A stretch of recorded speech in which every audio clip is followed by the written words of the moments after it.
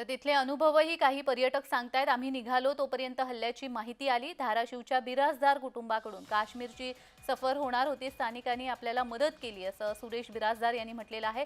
पहलगाममध्ये घडलेला थरार त्यांनी कथन केलेला आहे. पहलगाम येथे नुकत्याच घडलेल्या भ्याड दहशतवादी हल्ल्याच्या परिसरात राष्ट्रवादी काँग्रेस पक्षाचे प्रदेश उपाध्यक्ष सुरेश बिराजदार हे स्वतः उपस्थित होते. ते जम्मू काश्मीरमध्ये फॅमिलीसोबत पर्यटनासाठी गेले होते. हल्ला झाला त्यावेळी ते पहलगाम परिसरामध्येच होते. अगदी त्या ठिकाणापासून 3 ते 4 किलोमीटर अंतरावर असल्याचं त्यांनी सांगितलंय.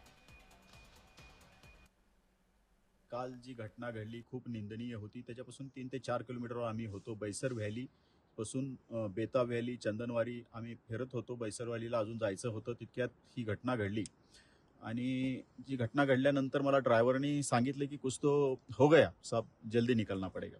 आम्ही म्हणलं काय घडलं, कारण आम्ही सकाळपासून बघत होतो इथं वातावरण कशी दहशतवादाचं नव्हतं. आम्ही प्रत्येक गोष्टी प्रत्येक गावामध्ये ह्या दहशतवादाच्या विषयावर चर्चा करत होतो. कोणाच्याही मतात भीती नव्हती. दहशतवाद संपलेला होता आणि या देशामध्ये दहशतवाद संपवण्याचा जो विडा उचललेला आहे, एनडीए सरकारने उचललेला आहे, महाराष्ट्र सरकारने उचललेला आहे, या बेसवर इथं खूप आनंदी वातावरण होतं, एनर्जेटिक वातावरण होतं. असं असताना काल जो भ्याड हल्ला झाला तो खूपच निंदनीय आहे.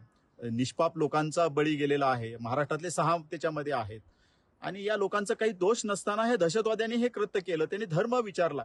परंतु मला हे सांगायचं की मला जे ड्रायव्हरनं नेलं त्या ड्रायव्हरने मला परत घेऊन आलं आणि आम्ही येत असताना एवढ्या मोठ्या मिलिटरीच्या गाड्या मिलिटरीने ताबडतोब या शहराला घेराव घातला. त्या बैसर व्हॅलीला घेराव घातला. मिलिटरी खूप मोठ्या प्रमाणात आले.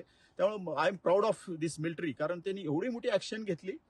अँब्युलन्स एवढ्या मोठ्या धावत होत्या. आम्हाला समजलं की एकच मेल आहे, परंतु आता जे आकडा येतोय आणि त्या अँब्युलन्स धावत होत्या त्यावेळेस लक्षात आलं की ही खूप मोठ्या प्रमाणात ही खूप मोठी दहशतवादी प्लॅनिंगनं केलेला आहे. परंतु मला एक जाणवतंय की इथंच का घडलं, कारण अमरनाथ यात्रा मला वाटतं जून जुलैमध्ये चालू होणार आणि ही एंट्री आहे, ही एंट्री पॉइंट आहे. बैसर व्हॅली चंदनवारीवरूनच हा पुढं रस्ता जातो अमरनाथकडे. त्यामुळे हे अमरनाथ यात्रेला थांबवण्याचा कोशिश हे करत आहे.